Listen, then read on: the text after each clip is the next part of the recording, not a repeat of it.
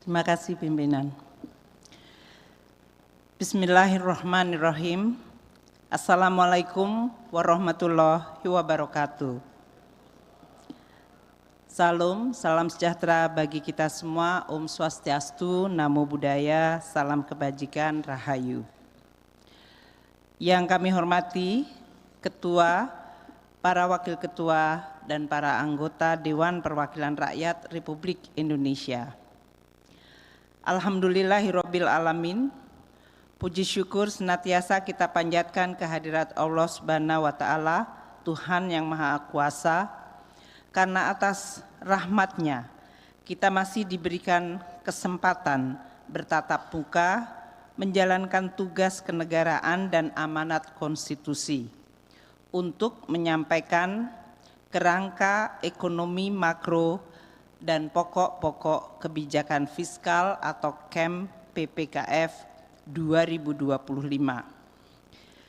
Meskipun sudah lewat bulan Syawal, mengingat ini adalah rapat pertama secara resmi setelah Lebaran, izinkan kami atas nama Kementerian Keuangan dan pemerintah untuk mengucapkan Selamat Hari Raya Idul Fitri 1445 Hijriah. Mohon maaf lahir dan batin. Pimpinan dan seluruh anggota Dewan yang kami hormati, KEM PPKF 2025 disusun pada masa transisi dari pemerintahan saat ini untuk pemerintahan selanjutnya. Kebijakan fiskal harus menjadi fondasi kuat bagi proses pembangunan secara berkelanjutan menuju Indonesia Emas 2045. Berbagai tantangan dan hambatan akan terus dihadapi oleh semua bangsa dalam mencapai cita-citanya, tidak terkecuali Indonesia. Tantangan dan hambatan pembangunan dapat bersifat struktural yang membutuhkan kebijakan jangka menengah panjang yang konsisten seperti yang tertuang dalam Rencana Pembangunan Jangka Menengah Nasional atau RPJMN dan Rencana Pembangunan Jangka Panjang Nasional atau RPJPN. Sementara itu tantangan yang bersifat siklikal jangka pendek mengharuskan respons cepat, fleksibel dan efektif, namun tetap sustainable dan konsisten dalam jangka menengah.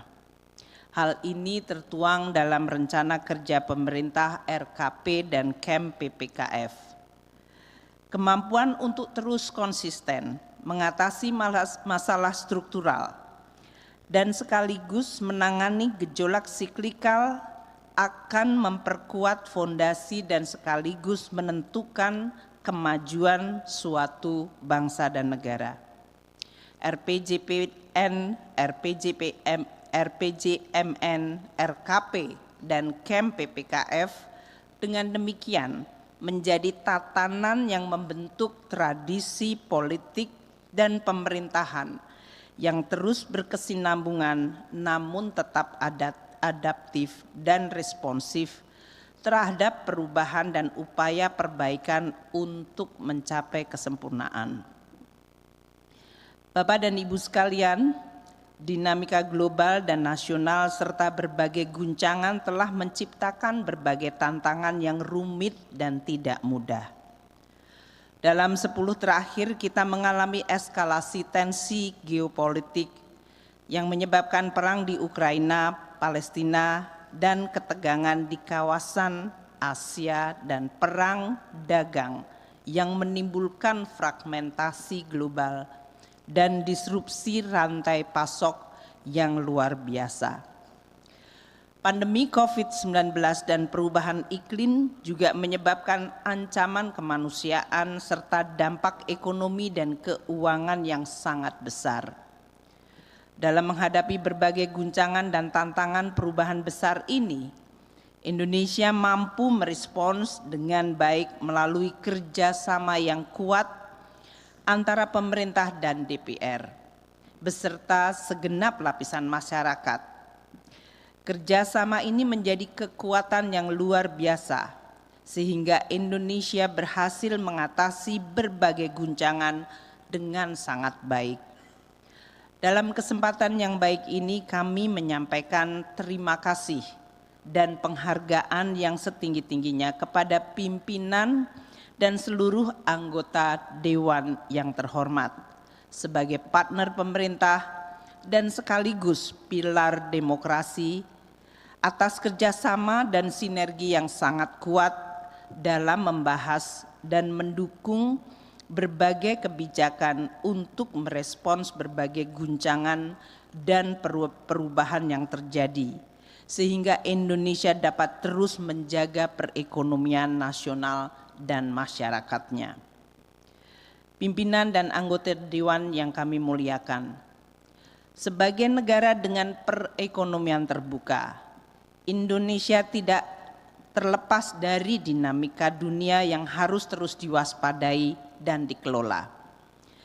Kerangka ekonomi makro dan pokok-pokok kebijakan fiskal atau KEM PPKF harus mampu mengidentifikasi, memahami, bahkan mengantisipasi tantangan dan perubahan tersebut, sehingga kita dapat merumuskan kebijakan ekonomi makro dan merancang instrumen kebijakan fiskal yang tepat untuk menghadapinya. Beberapa guncangan global hebat yang mempengaruhi KEM PPKF dalam 10 tahun atau 15 tahun terakhir, seperti krisis keuangan global di Amerika Serikat dan Eropa yang terjadi pada tahun 2008-2009, yang nyaris melumpuhkan sistem keuangan dunia dan menyebabkan kontraksi ekonomi global sebesar 0,14%. Ini adalah kontraksi pertama kali sejak Great Depression 1932. Pasar keuangan global mengalami goncangan hebat, termasuk di Indonesia. Pada Oktober 2008, yield surat berharga negara Indonesia dengan tenor 10 tahun bahkan melonjak sangat tinggi mencapai 21%. Sementara indeks harga saham gabungan turun tajam sebesar 50%. Kepercayaan pasar merosot. Indonesia melakukan penyesuaian kebijakan ekonomi makro dan fiskal hingga dampak guncangan global ke ekonomi dapat diminimalkan dan ekonomi Indonesia tetap mampu tumbuh pada 4,6% pada tahun 2009. Untuk mencegah kelumpuhan pasar keuangan global, pemerintah dan otoritas Bank Sentral Amerika Serikat dan Eropa melakukan penyelamatan dan stabilisasi sistem keuangan dan perekonomiannya melalui penurunan suku bunga secara drastis mendekati 0% dan menggelontorkan likuiditas dolar Amerika secara masif. RRT sebagai salah satu perekonomian terbesar dunia juga melakukan langkah stabilisasi nilai tukar dan stimulus ekonomi untuk meminimalkan dampak negatif krisis keuangan global. Krisis keuangan global menjadi contoh ujian berat bagi kemampuan KEM PPKF untuk mengatasinya. Suku bunga global yang sangat rendah ditambah likuiditas hard currency yang melimpah menyebabkan lonjakan harga komoditas seiring dengan permintaan yang pulih dengan pemulihan ekonomi global. Hal ini berdampak positif bagi negara berkembang termasuk Indonesia. Rata-rata pertumbuhan ekonomi negara berkembang melonjak menjadi 5,9% sepanjang tahun 2010-2013. Indonesia juga mampu tumbuh pada kisaran 6%. Didorong oleh permintaan domestik dan ekspor yang kuat. Namun, excess overheating dari permintaan yang melonjak adalah terjadinya inflasi yang melonjak mencapai 8%. Sementara keseimbangan eksternal tertekan dengan transaksi berjalan yang mengalami defisit tajam mencapai 3,2% pada tahun 2013. Ini menimbulkan kerawanan ekonomi baru.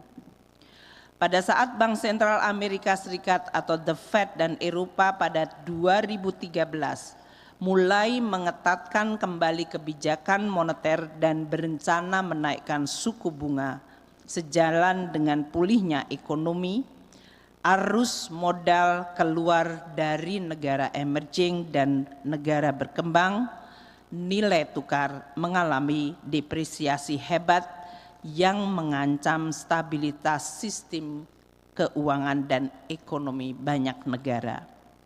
Indonesia dengan defisit transaksi berjalan di atas 3% pada tahun 2013 dianggap rapuh dan masuk dalam kelompok The Fragile Five bersama-sama dengan negara Turki, Brazil, Afrika Selatan, dan India.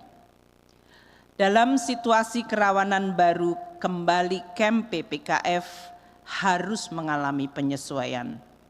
Bank Indonesia menaikkan suku bunga sebesar 200 basis poin hingga 7,75% pada akhir 2014. Pasar keuangan juga menciptakan tekanan yield obligasi pemerintah sebesar 300 basis poin dari 5,8 Mei 2013 melonjak ke 8,8% pada Februari 2014. Ini menimbulkan tekanan pada APBN. Faktor lain yang berdampak signifikan pada perekonomian dan pelaksanaan kebijakan makro adalah volatilitas harga komoditas. Harga minyak mentah Brent pernah naik pada level $115 per barel pada Juni 2014. Kemudian mengalami penurunan tajam ke titik terendah $28 per barel pada Januari 2016. Pada saat pandemi, bulan April 2020, harga minyak bahkan jatuh pada level terendah yaitu $23 per barel. Namun dengan terjadinya perang Ukraina, harga minyak melonjak hingga ke level $120 pada Juni 2022. Pada tahun 2023 harga minyak turun tajam kembali menjadi 65, kemudian naik kembali ke $90 di awal 2024 akibat perang Gaza di Palestina. Demikian juga dengan komoditas batu bara yang pernah mencapai puncak yaitu harga $430 per ton pada September 2022, mengalami penurunan tajam ke level $127 per ton pada November 2023. Harga CPO juga pernah mencapai level terendah $544 per ton pada bulan Juli 2019, kemudian mengalami lonjakan sangat tinggi mencapai $1.800 per ton pada Maret 2022. Jatuh bangunnya harga komoditas tentu menyebabkan dampak signifikan bagi ekonomi Indonesia. Pada saat harga tinggi memacu pertumbuhan melalui permintaan eksternal, baik ekspor maupun permintaan domestik. Sementara pada saat harga jatuh, pertumbuhan ekonomi dan posisi fiskal mengalami tekanan berat. Sebagai gambaran, ekonomi Indonesia pernah dihadapkan pada kondisi yang sangat sulit. Pada tahun 2015 dan 2016, realisasi pendapatan negara jauh di bawah target dengan gap sebesar 286 triliun atau mencapai 2,5% PDB pada tahun 2015 dan 267 triliun atau 2,1% tahun 2016. Untuk mengatasi tekanan fiskal dan mengembalikan stabilitas ekonomi makro, pemerintah melakukan pengendalian belanja, terutama pada tahun 2016 yang mencapai 231 triliun atau 1,9% dari PDB. Masa-masa sulit tersebut menunjukkan bahwa kebijakan ekonomi makro dan pokok-pokok kebijakan fiskal sering dihadapkan pada faktor-faktor yang di luar kendali pemerintah dan harus melakukan perubahan dan manuver kebijakan dengan tetap menjaga keseimbangan antara mempertahankan momentum pertumbuhan, menjaga stabilitas, dan menjaga sustainabilitas fiskal. Kebijakan ekonomi makro dan kebijakan fiskal yang prudent dan kredibel harus terus dijaga agar efektif dan dipercaya oleh seluruh stakeholder termasuk pelaku pasar dan investor. Ini adalah untuk kepentingan nasional bersama dan keberlanjutan pembangunan. Tantangan yang paling berat dalam satu dekade terakhir adalah pandemi COVID-19 yang melanda seluruh dunia. Kebijakan pembatasan interaksi dan mobilitas menyebabkan terhentinya hampir seluruh aktivitas ekonomi. Laju pertumbuhan ekonomi global mengalami kontraksi besar, yaitu 2,7% pada tahun 2020. Pemerintah membutuhkan dana besar untuk menangani krisis pandemi, dan pada saat yang sama pendapatan negara turun drastis karena berhentinya aktivitas ekonomi. Sungguh tidak mudah mengelola APBN dan mengelola ekonomi serta menyelamatkan masyarakat pada saat yang sama. Tahun 2020, tingginya ketidakpastian terkait berapa lama pandemi akan berlangsung dan berapa besar dampaknya bagi kehidupan masyarakat dan ekonomi menyebabkan pemerintah bersama DPR melakukan 3 kali revisi APBN 2020. Alhamdulillah berkat sinergi, kolaborasi dan dukungan yang kuat dari DPR, berbagai langkah darurat penanganan pandemi dan penyelamatan ekonomi nasional dapat dilaksanakan secara cepat dan efektif, sehingga mencegah korban jiwa dan PHK massal. Pemerintah bersama DPR menyetujui penerbitan Perpu 1 tahun 2020 yang kemudian disahkan menjadi Undang-Undang Nomor 2 tahun 2020 yang memberikan payung hukum yang kuat bagi pemerintah mengambil berbagai langkah ekstraordinary strategis dalam penanganan pandemi, termasuk diperbolehkannya defisit fiskal di atas 3% selama hanya 3 tahun, yaitu 2020 hingga 2022. Meskipun demikian, pengelolaan APBN yang prudent dan kredibel berhasil mengembalikan APBN kembali ke bawah defisit di bawah 3% 1 tahun lebih cepat. Ini menimbulkan suatu kredibilitas dan reputasi yang sangat baik bagi Indonesia dan dalam pengelolaan APBN. Dan ini menjadi bekal bagi pemerintah baru selanjutnya. Periode pasca pandemi diwarnai disrupsi rantai pasok global dengan terjadinya eskalasi konflik Rusia dan Eropa serta Amerika serta konflik Timur Tengah. Kombinasi scaring efek, eskalasi geopolitik dan disrupsi rantai pasok menimbulkan tekanan inflasi yang persisten tinggi. Hal ini direspons dengan kebijakan higher for longer atau kenaikan suku bunga pada level yang tinggi dan jangka yang panjang. Hal ini menimbulkan kenaikan cost of borrowing dan aliran modal ke luar negeri bagi negara-negara berkembang dan emerging, dan menimbulkan tekanan nilai tukar baru. Selain itu, persaingan geopolitik antara Amerika dan Tiongkok dalam bentuk trade war dan chip war telah menimbulkan fragmentasi global serta disrupsi perdagangan dan investasi. Persaingan dua kekuatan ekonomi besar dunia diperkirakan akan terus berlangsung dalam dekade mendatang, yang tentu berdampak bagi prospek ekonomi nasional dan dunia. Pimpinan dan anggota Dewan yang kami muliakan, kita patut bersyukur di tengah berbagai guncangan yang kita hadapi, ketahanan ekonomi Indonesia terjaga. 5 tahun sebelum COVID, Indonesia menjadi salah satu dari sedikit negara G20 yang mampu tumbuh di atas rata-rata pertumbuhan global, bersama dengan Tiongkok dan India.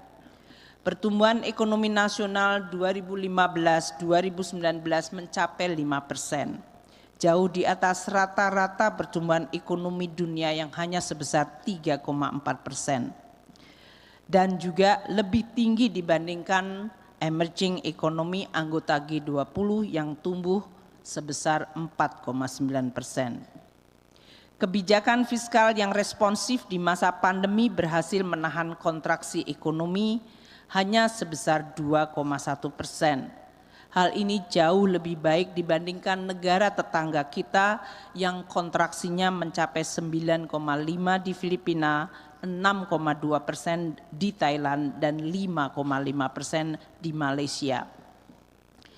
Setahun kemudian Indonesia kembali tumbuh positif 3,7 dan GDP real telah kembali melampaui pre-pandemi pada tahun 2019. Pengembalian pada pre-pandemi merupakan yang tercepat dibandingkan negara ASEAN 5 yang sampai beberapa tahun belum berhasil kembali ke level pre-pandemi. Dalam 2 tahun terakhir, kinerja pertumbuhan ekonomi Indonesia juga tetap kuat, selalu di atas 5% di tengah perlambatan ekonomi global yang sangat nyata. Kolaborasi kebijakan fiskal moneter yang solid dan efektif mengendalikan inflasi di level moderat dan terus menjaga momentum ekonomi merupakan salah satu hal yang sangat baik. Pada tahun 2022 Indonesia tercatat memiliki inflasi 6%. Di tengah inflasi global yang sangat tinggi seperti di Amerika Serikat mencapai 9%, Eropa mendekati 11% dan Inggris di 11,1%. Bahkan Turki mengalami inflasi yang sangat tinggi di atas 70%. Saat ini inflasi Indonesia di kisaran 3%, relatif rendah dan sehat bagi negara yang sedang berkembang. APBN didesain fleksibel agar responsif dan efektif untuk ikut menstabilkan harga domestik dan melindungi daya beli masyarakat melalui program sosial, bansos, subsidi energi, pangan, dan pupuk. Pengelolaan kebijakan fiskal yang efektif, prudent, dan kredibel telah membuat Indonesia menjadi salah satu dari sedikit negara di dunia dengan kondisi fiskal yang mengalami perbaikan signifikan pasca pandemi. Di antara negara G20, mayoritas masih berjuang untuk melakukan konsolidasi fiskal. Amerika Serikat, India, Tiongkok yang memiliki pertumbuhan relatif baik pada tahun 2023 memiliki fiskal defisit sebesar 8,8% di Amerika, 8,6% di India, dan 7,1% di RRT terhadap PDB-nya. Sementara Indonesia 2023 defisit APBN hanya 1,6% dari PDB. Selain itu, untuk pertama kali sejak 2012, keseimbangan primer kembali mencatatkan surplus 0,5% dari PDB. Di berbagai forum internasional, Indonesia menjadi salah satu dari sedikit negara yang memiliki cerita sukses keluar dari krisis pandemi krisis ekonomi namun tetap dalam kondisi APBN sehat. Pemerintah terus melakukan berbagai langkah untuk terus mengembalikan kesehatan perekonomian. Dan pada tahun 2020 terjadi peningkatan defisit dari 307 triliun menjadi 1.339 triliun, 6,1% dari PDB. Itu adalah di dalam rangka penanganan pandemi dan pemulihan ekonomi nasional. Tanpa perlinsos yang ditingkatkan, Bank Dunia memperkirakan kemiskinan Indonesia akibat pandemi bisa melonjak hingga 11,8. Artinya program PEN menyelamatkan lebih dari 5 juta orang dari jatuh dalam kemiskinan baru. Sinergi yang kuat dengan otoritas moneter juga melahirkan skema burden sharing yang tetap prudent, kredibel, dan dipercaya oleh stakeholder dan market. Ini penting pada saat emergensi dan urgensi dibutuhkan langkah extraordinary namun tetap menjaga reputasi, kredibilitas, dan konsistensi. Dan ini menjadi salah satu bentuk best practice di level global. Bapak dan Ibu sekalian yang kami hormati, upaya percepatan reformasi struktural melalui strategi hilirisasi terutama sumber daya alam juga membuahkan hasil yang nyata. Tercermin dari peningkatan kinerja ekspor dalam beberapa tahun terakhir. Nilai ekspor Indonesia tahun 2022 mencapai 292 miliar, meningkat dari 176 miliar tahun 2014. Dan ini merupakan rekor tertinggi dalam sejarah. Pada tahun 2022 surplus neraca perdagangan mencatat 54,5 miliar, jauh lebih tinggi dari tahun 2014 sebesar hanya 2,2 miliar US dollar. Lonjakan tajam dari kinerja ekspor terutama disumbang dari produk hilirisasi, utamanya produk nikel dan CPO. Pada tahun 2023 posisi neraca perdagangan sedikit menurun akibat pelemahan ekonomi global dan turunnya harga komoditas, namun masih mencatatkan surplus besar sebesar 36,9 miliar. Hilirisasi berhasil menciptakan sumber pertumbuhan baru di luar Jawa. Provinsi Sulawesi Tengah dan Maluku Utara tumbuh signifikan ditopang hilirisasi nikel, di mana tahun 2023 masing-masing tumbuh 6,4% dan 6,9%, jauh lebih tinggi di atas pertumbuhan nasional. Kinerja pertumbuhan yang kuat dalam 10 tahun terakhir. Upaya peningkatan infrastruktur, kualitas SDM, dan kesejahteraan masyarakat menunjukkan kemajuan yang signifikan. Kebijakan ekonomi makro tidak hanya menciptakan stabilitas, namun juga mendorong perbaikan struktural. Dari sisi infrastruktur, telah terjadi peningkatan signifikan baik dari sisi kuantitas maupun kualitas. Periode 2015 hingga 2023, jalan tol beroperasi meningkat sebesar 1.938 km.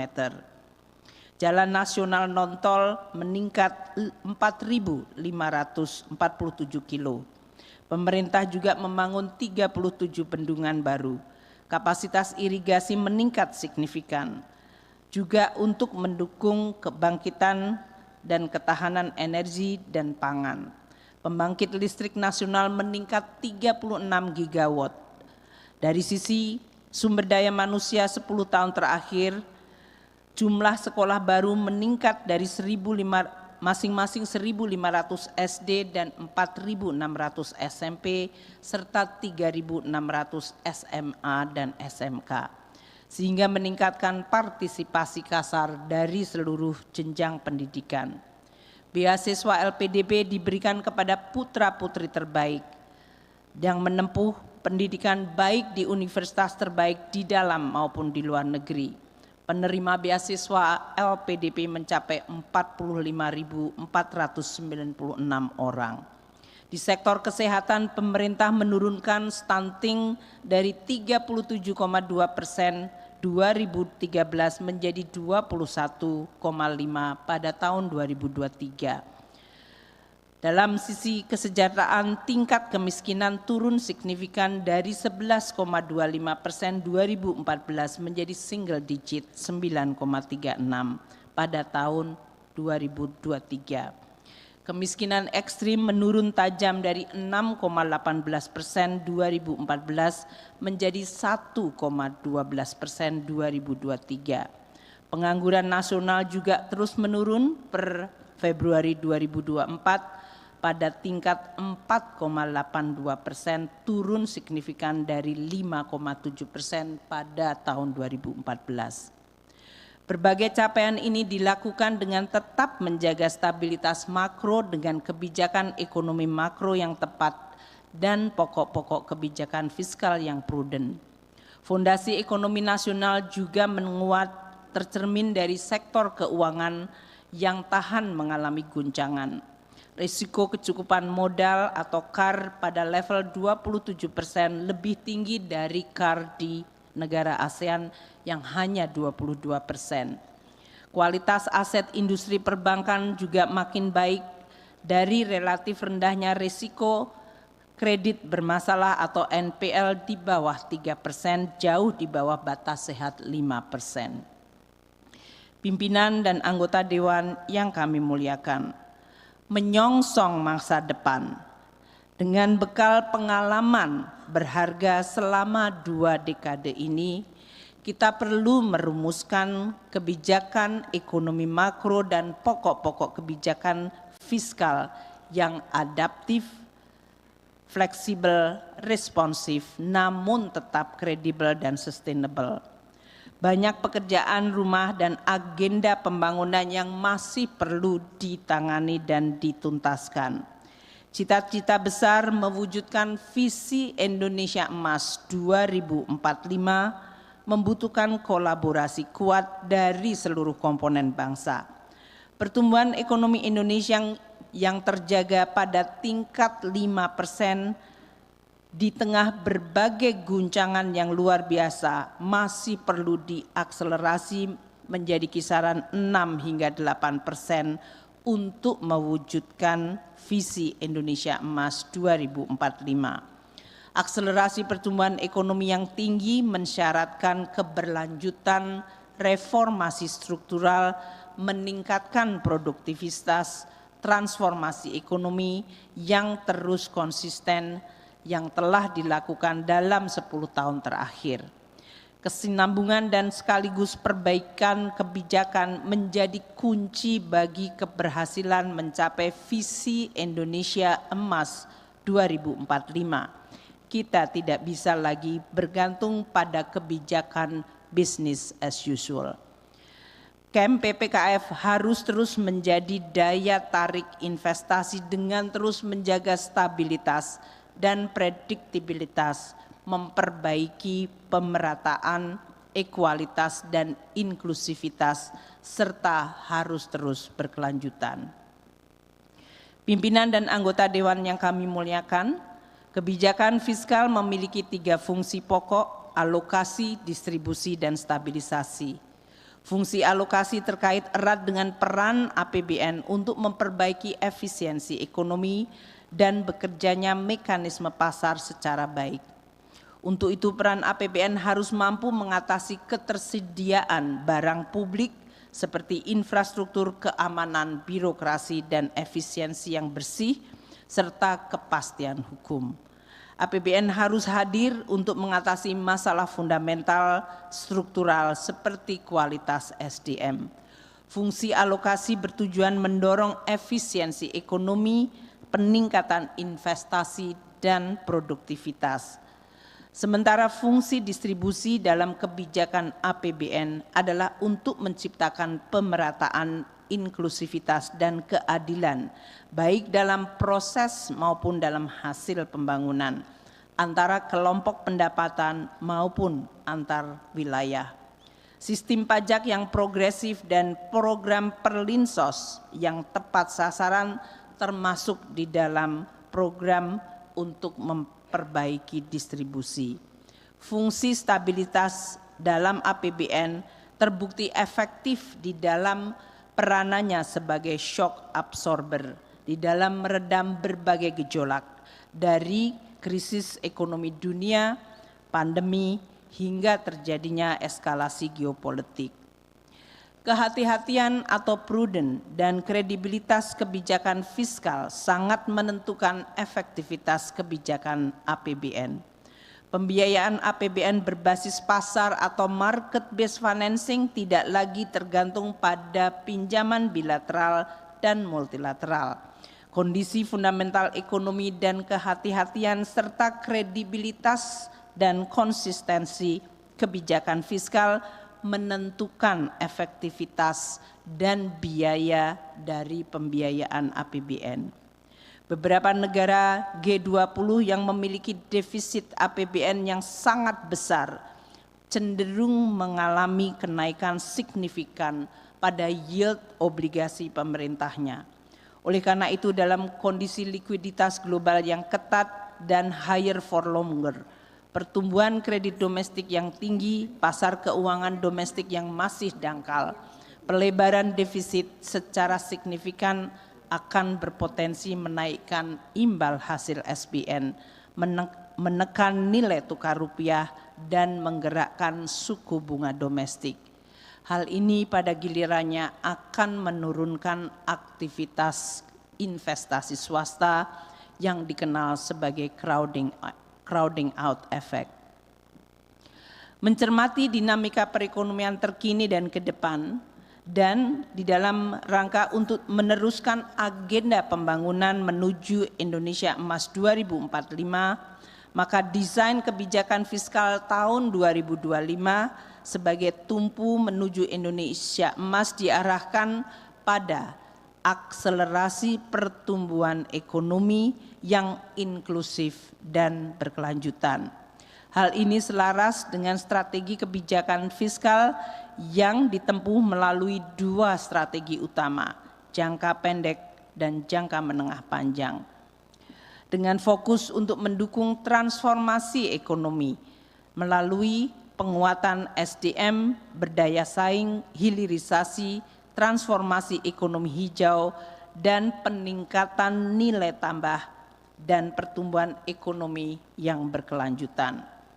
Penguatan inklusivitas untuk menghadirkan kesejahteraan yang berkeadilan, serta melanjutkan pembangunan infrastruktur pendukung untuk transformasi ekonomi dan penguatan kelembagaan, serta simplifikasi regulasi dan pengembangan ekonomi kreatif.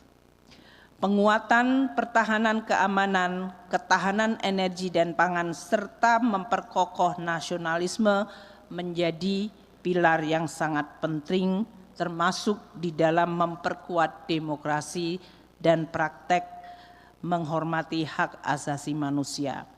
Strategi jangka pendek ditempuh untuk menjaga keberlanjutan program prioritas saat ini. Upaya akselerasi pertumbuhan ekonomi melalui program hilirisasi terus dilanjutkan dan diperluas. Tidak hanya dalam bentuk pengolahan bahan mentah, tapi juga mengarah pada pengembangan industri yang lebih hilir, sehingga menciptakan nilai tambah yang lebih tinggi, termasuk semakin memperkuat ekspor dan peran Indonesia di dalam rantai pasok global. Program hilirisasi lanjutan dan perluasan diharapkan dapat menciptakan lapangan kerja yang lebih besar dan upah yang lebih baik. Keberhasilan nikel dapat menjadi contoh bagi hilirisasi mineral lainnya. Hilirisasi tembaga tidak boleh berhenti pada produk katoda, namun pengembangan industri kabel yang memiliki nilai tambah jauh lebih besar pada era digitalisasi dan makin meningkatnya penggunaan industri electric vehicle dan baterai. Peningkatan investasi berorientasi ekspor terus diupayakan untuk memperkuat keseimbangan eksternal kita, terutama pada neraca berjalan. Investasi terkait hilirisasi mendukung rantai pasok kendaraan listrik dan energi terbarukan berjalan dan terus akan ditingkatkan, sehingga meningkatkan industri high-tech seperti semikonduktor yang menjadi tulang punggung dari teknologi modern era industri 4.0. Upaya mendorong akselerasi pertumbuhan ekonomi disertai penguatan SDM harus terus dilakukan. Kebijakan penguatan kualitas SDM melalui perbaikan sarana dan prasarana, pendidikan, kurikulum, pengembangan kualitas guru, dan penyediaan beasiswa yang masif menunjukkan hasil yang nyata. Inisiatif baru dari sisi peningkatan gizi anak sekolah akan melengkapi berbagai program yang telah dilaksanakan sebelumnya dan akan menjadi program strategis dalam penyiapan SDM yang berkualitas sejak usia dini. Pengembangan infrastruktur dilanjutkan untuk mendukung percepatan transformasi ekonomi sosial dan pemerataan, serta melanjutkan pembangunan IKN. Melalui infrastruktur yang memadai diharapkan akan meningkatkan kapasitas produksi, daya saing, efisiensi sistem logistik, dan mendorong mobilitas serta produktivitas. Untuk itu, penguatan infrastruktur, anggaran infrastruktur pada tahun 2025 berkisar antara 404 hingga 433 triliun rupiah. Pertumbuhan berkualitas dan berkelanjutan perlu ditingkatkan dengan mengembangkan ekonomi hijau dan transformasi. Strategi transisi ekonomi hijau mencapai investasi dalam energi terbarukan, efisiensi energi dan transportasi berkelanjutan, serta SDM yang selaras dengan skill set pendukung ekonomi hijau. Kami menyadari bahwa pertumbuhan ekonomi tinggi harus disertai peningkatan kualitas hidup dan kesejahteraan masyarakat, penguatan well-being serta penguatan konvergensi antar daerah dan menghadirkan pendidikan serta jasa kesehatan yang bermutu menjadi salah satu pilar yang penting untuk menurunkan kemiskinan dan meningkatkan produktivitas. Mewujudkan pendidikan yang bermutu dan berdaya saing ditempuh antara lain dengan peningkatan gizi anak sekolah, penguatan mutu sekolah, perbaikan sarana dan prasarana, peningkatan partisipasi kasar mulai dari PAUD hingga perguruan tinggi, dan kualitas tenaga pengajar serta penguatan vokasional. Untuk mendukung penguatan mutu pendidikan, anggaran pendidikan pada tahun 2025 diperkirakan mencapai 708,2 triliun hingga 741,7 triliun.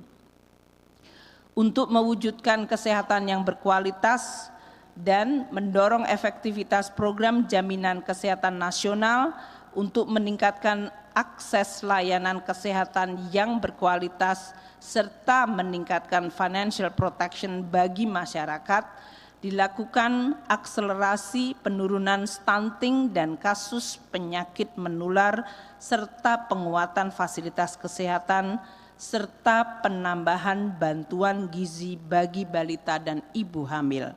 Untuk itu, untuk mendukung kualitas kesehatan, anggaran kesehatan tahun 2025 diperkirakan antara 191,5 triliun hingga 217,8 triliun. Dalam rangka mempercepat pengentasan kemiskinan dan mengurangi kesenjangan antar daerah, dilakukan berbagai program unggulan melalui penguatan perlinsos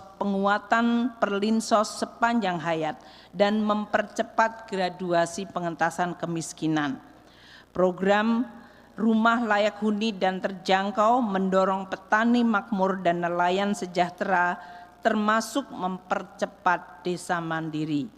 Berbagai program unggulan tersebut diharapkan dapat meningkatkan distribusi dan pemerataan. Anggaran Perlinsos pada tahun 2025 berkisar antara 496,9 triliun hingga 513 triliun rupiah.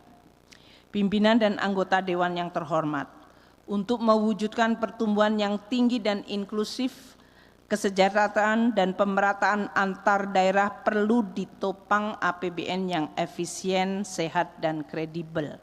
Oleh karena itu, program pengelolaan APBN atau fiskal melalui collecting more, spending better, dan innovative financing akan terus dilakukan.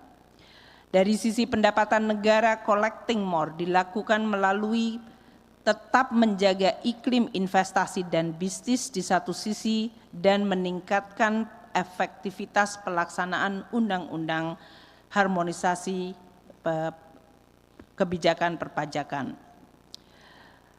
Indonesia akan terus memperluas basis pajak dan pengawasan pemenuhan kewajiban perpajakan untuk memitigasi risiko terutama dari berbagai tax evasion. Komitmen Indonesia dalam penerapan Global Taxation Agreement menjadi peluang bagi perluasan basis pajak melalui perpajakan korporasi multinasional yang melakukan transaksi lintas negara.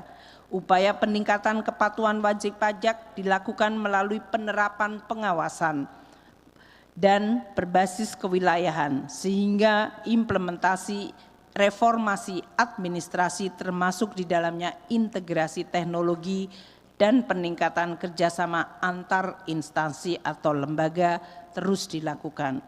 Pemerintah memberikan insentif fiskal secara terarah, terukur, dan selektif untuk hal-hal yang strategis di dalam rangka mendukung akselerasi transformasi ekonomi. Dengan berbagai kebijakan dan upaya perbaikan, baik dari sisi administrasi, policy, regulasi, dan layanan, pendapatan negara diperkirakan mencapai 12,14% hingga 12,36% dari PDB. Kebijakan belanja negara diarahkan untuk spending better. Belanja yang efisien efektif mendorong akselerasi pertumbuhan ekonomi dan pemerataan. Efektivitas subsidi dan bansos melalui peningkatan akurasi data dan perbaikan mekanisme penyaluran serta sinergi program yang relevan. Pemerintah berkomitmen untuk menguatkan sinergi dan harmonisasi kebijakan pusat dan daerah yang diarahkan untuk meningkatkan kualitas belanja di daerah agar lebih produktif dengan peningkatan kualitas layanan publik dan kemandirian daerah. Melalui penguatan spending better, belanja negara diperkirakan pada tahun 2025 pada kisaran 14,59% hingga 15,18% dari PDB. Dengan demikian, defisit fiskal pada tahun 2025 diperkirakan berada pada kisaran 2,45% hingga 2,82% dari PDB. Upaya untuk menutup defisit dilakukan dengan mendorong pembiayaan yang inovatif, prudent, dan sustainable. Dengan mengendalikan risiko utang dalam batas yang manajeble di kisaran 37,98 hingga 38,7% PDB. Mendorong efektivitas pembiayaan investasi mendukung transformasi ekonomi dan memberdayakan peran BUMN, BLU, SMV, dan Sovereign Wealth Fund.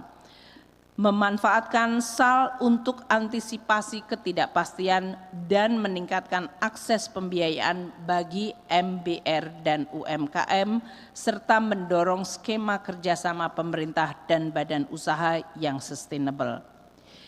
Pimpinan dan anggota Dewan yang terhormat, kami optimis dengan bekerja keras dan komitmen bersama menjaga stabilitas ekonomi dan komitmen untuk melakukan terobosan kebijakan, maka pertumbuhan ekonomi diperkirakan mencapai 5,1 hingga 5,5%, ditopang oleh terkendalinya inflasi, kelanjutan dan perluasan hilirisasi SDN, dan pengembangan industri kendaraan listrik serta digitalisasi dan agenda perubahan iklim melalui ekonomi dan energi hijau.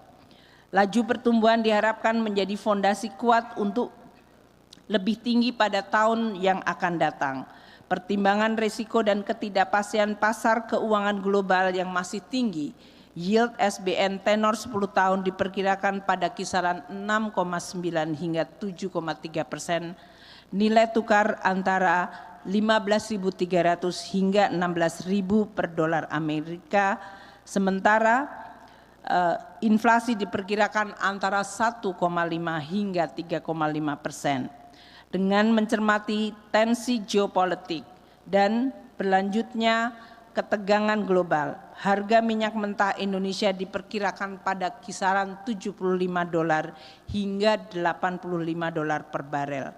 Lifting minyak pada 580.000 hingga 601.000 barel per hari dan lifting gas mencapai 1.4 hingga 1.047.000 barel setara minyak per hari. Efektivitas kebijakan fiskal dalam mendukung akselerasi pertumbuhan ekonomi untuk meningkatkan kesejahteraan dilihat dari berbagai target tahun 2025, yaitu penurunan tingkat pengangguran pada kisaran 4,5 hingga 5%. Angka kemiskinan diperkirakan berada pada rentang 7 hingga 8%. Rasio Gini membaik dalam rentang 0,379 hingga 0,382. Indeks modal manusia ditargetkan pada 0,56. Nilai tukar petani dan nilai tukar nelayan pada range 113 hingga 115 hingga 104 dan 105. Pimpinan dan anggota Dewan yang terhormat, demikianlah pengantar dan keterangan pemerintah atas kerangka ekonomi makro dan pokok-pokok kebijakan fiskal tahun 2025. Pemerintah mengharapkan dukungan, masukan, dan pandangan dari pimpinan dan seluruh anggota Dewan yang terhormat di dalam pembahasan pada pembicaraan pendahuluan di dalam rangka menyusun RAPBN tahun 2025 untuk pemerintahan yang baru. Sebagai penutup, bertepatan dengan peringatan Hari Kebangkitan Nasional hari ini, marilah kita jadikan momentum hari ini untuk menyalakan api semangat untuk bekerja lebih keras, bersinergi dan berkolaborasi untuk mendarmabatikan segenap potensi kita bagi kebangkitan ekonomi Indonesia menuju Indonesia Emas 2045. Semoga kita semua dalam menjalankan tugas negara selalu amanah dan diberikan kekuatan, perlindungan serta petunjuk dari Allah Subhanahu wa taala, Tuhan yang Maha Esa, ke jalan yang baik dan benar. Wallahu muwafiq ila aqwamit thoriq. Wassalamualaikum warahmatullahi wabarakatuh. Om Santi Santi Santi Om. Namo Buddhaya.